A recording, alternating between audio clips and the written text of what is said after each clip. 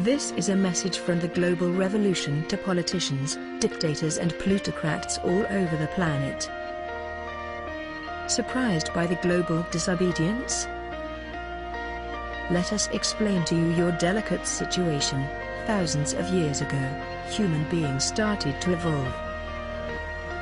Since then, our species has walked a dark bloody road, which isolated people condemned to live in fear caused by ignorance.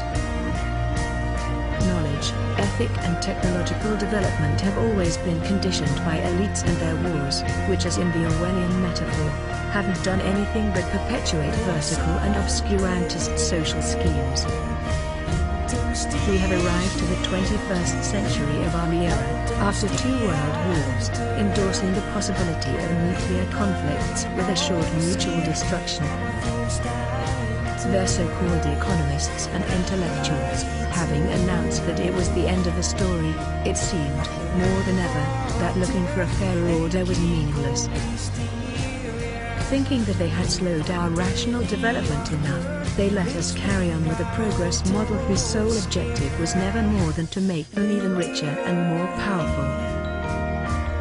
However, they didn't consider that the real human spirit refuses to bow, always. While they believed they were overcoming us definitely by using economic shocks, our species has evolved in a new manner. Using only the powers of culture and freedom, we have reused those technological resources that were born of our genius and that they only provided us with consumerist intentions.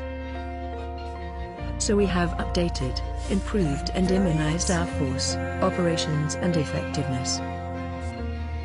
We absorb their own tactics, techniques and power of persuasion to form our own means, dreams and challenges. Today, the Pacific Revolution is spreading around the planet as a challenge to their oppression, and they shamelessly try to shut our freedom of expression.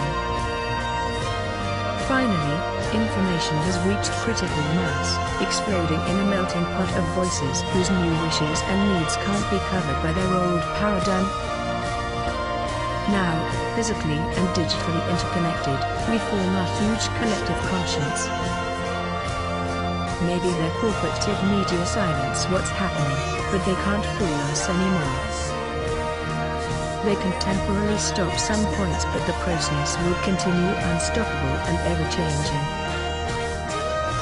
Now it doesn't matter which measures they take for trying to counteract, the more violence, censorship and obstacles they put in our way, the more they expose their weakness.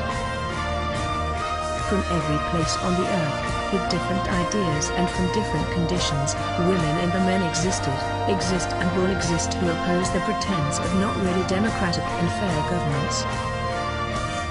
After millenniums of suffering, our species has stood up and nothing will ever be the same. Their totalitarian game is ending. We are awake.